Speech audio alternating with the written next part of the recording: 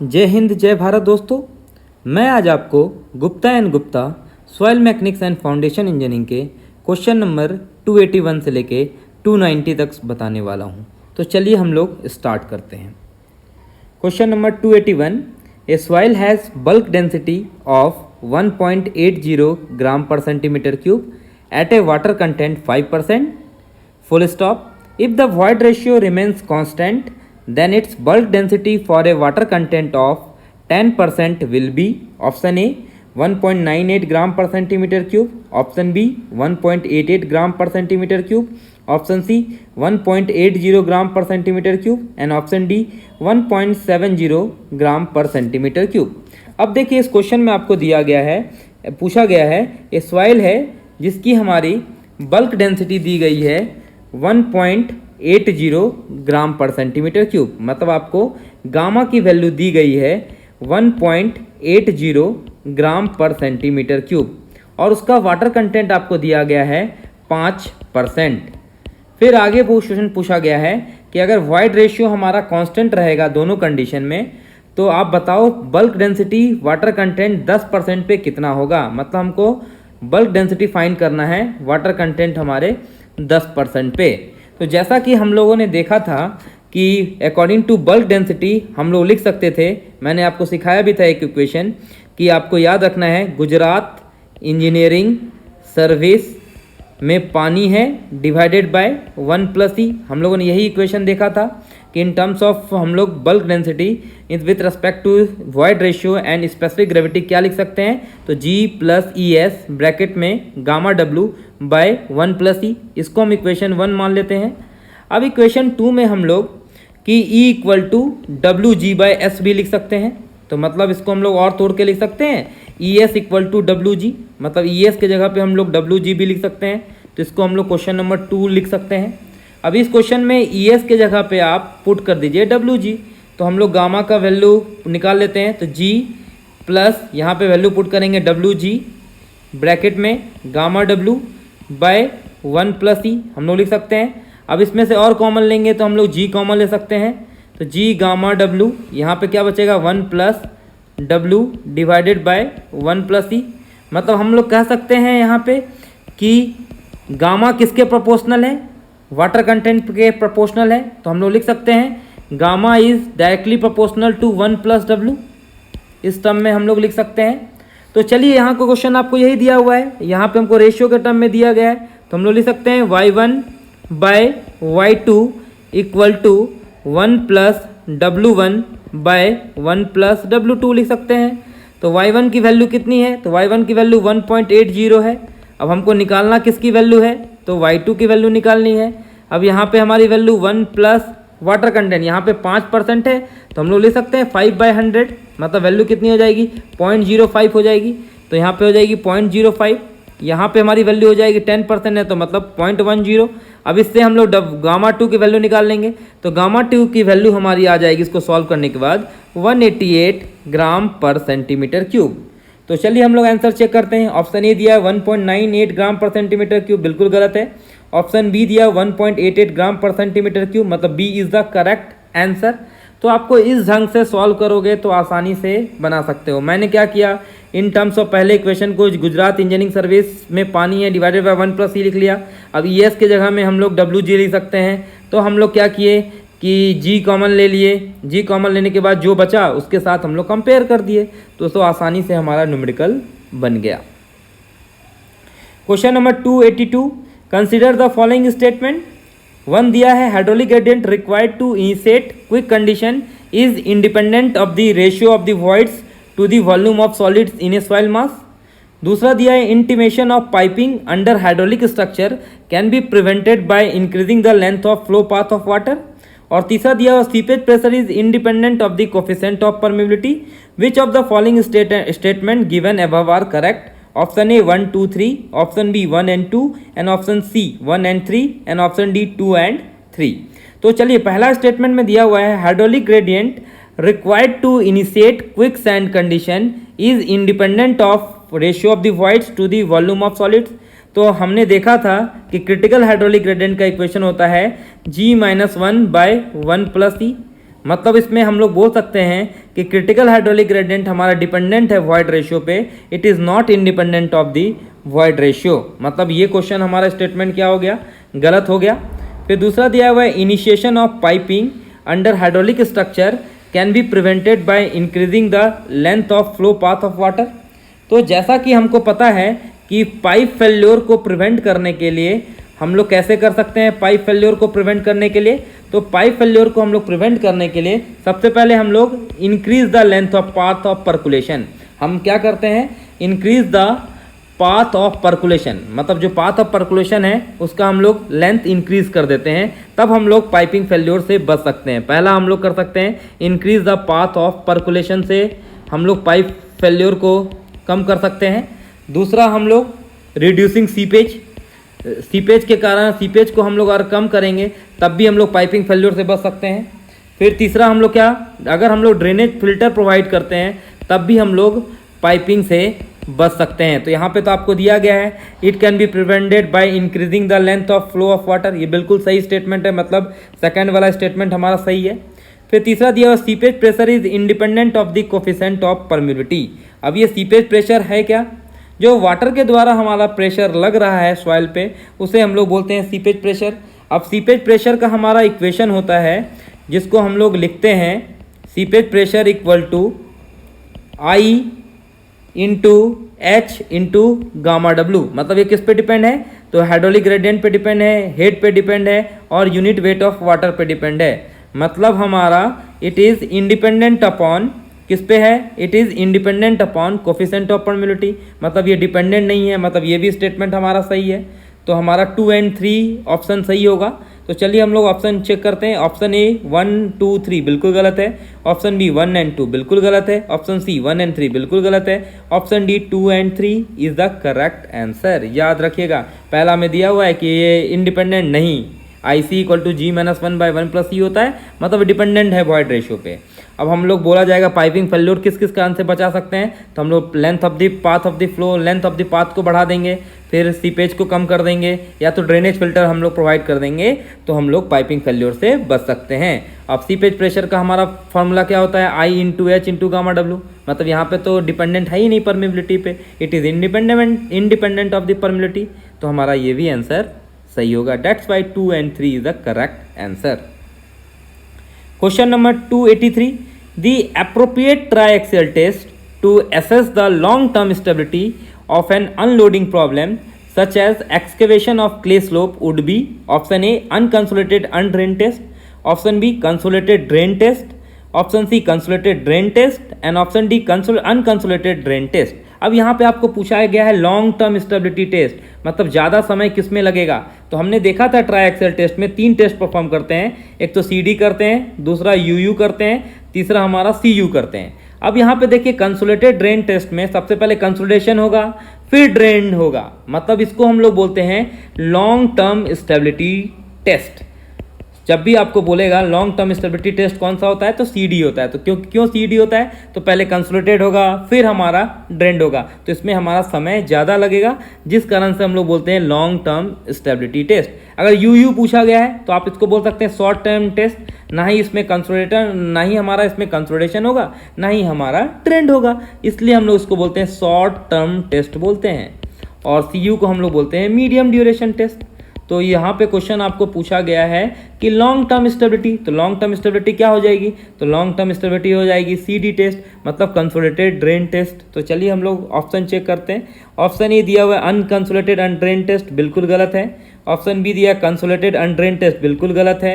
Option C दिया हुआ है consolidated drained test, that's why C is the correct answer. Question number 284, for a sandy soil angle of internal friction is 30 degree if the major principal stress is 50 kN per meter square at a failure then the corresponding minor principal stress will be।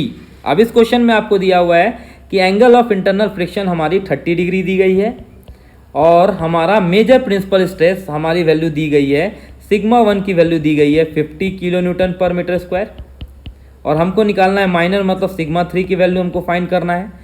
जैसा कि हम लोग जानते हैं कि इसका formula क्या होता है with respect to major stress to minor stress, हम लोग लिख सकते हैं sigma 1 by sigma 3 equal to 1 plus sine phi divided by 1 minus sine phi.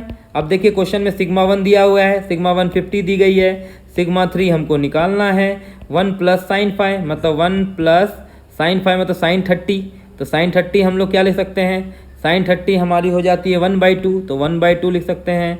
यहाँ पे हमारा 1 माइनस 1/2 लिख सकते हैं, तो इसको हम लोग ऐसा लिख सकते हैं 50 बाय सिग्मा 3 इक्वल टू, यहाँ पे लिख सकते हैं हम लोग 1.5 यहाँ पे देखिए 1 प्लस 1/2 है तो मतलब 3/2 लिख सकते हैं, यहाँ पे हम लोग 1/2 लिख सकते हैं।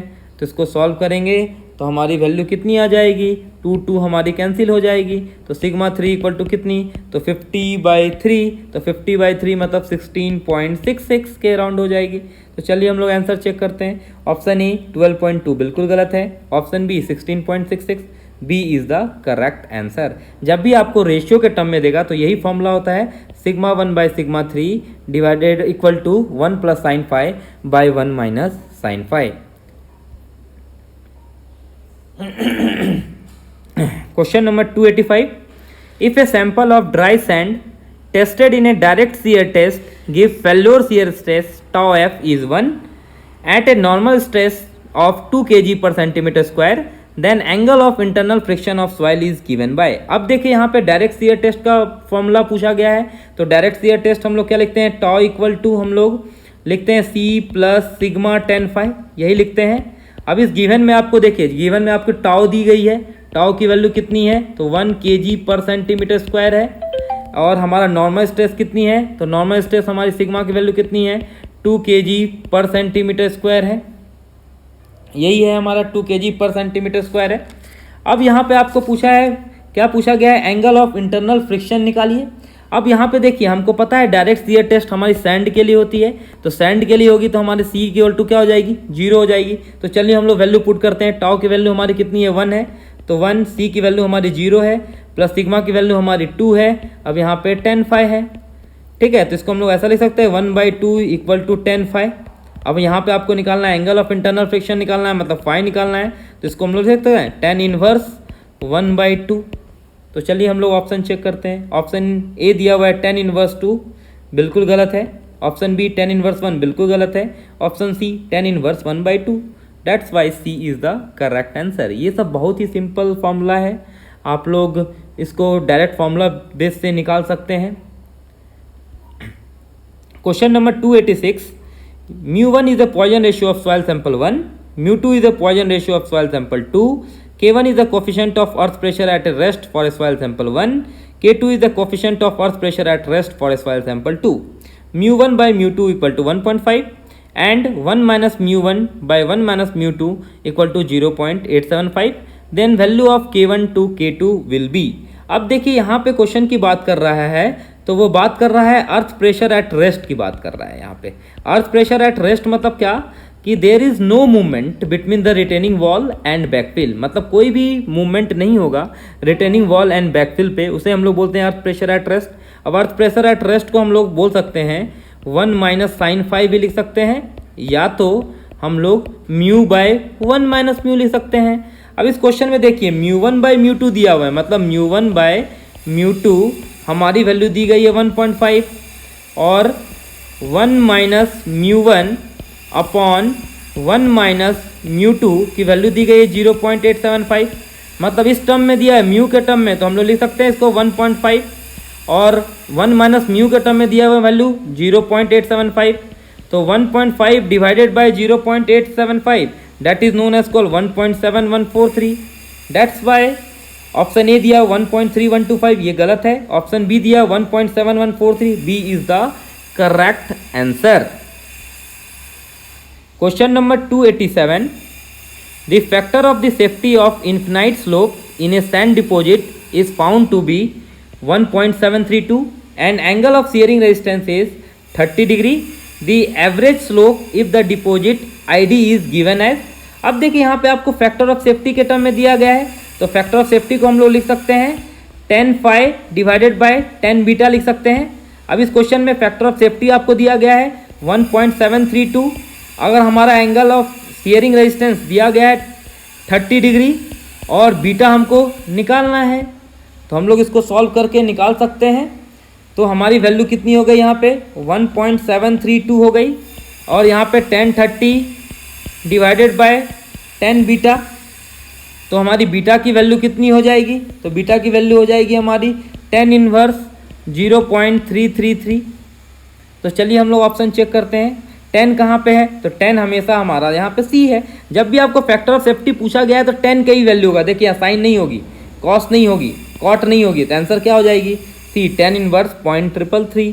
That's why C is the correct answer, क्योंकि फैक्टर ऑफ सेफ्टी हमारा 10 के टर्म में होता है, 10 फाई डिवाइडेड बाय 10 बीटा। तो आप ये सब क्वेश्चन को आप डायरेक्ट भी निकाल सकते हैं। Question number 288, a normal consolidated clay layer settled 1 centimeter when the pressure increases from 1 kg centimeter square.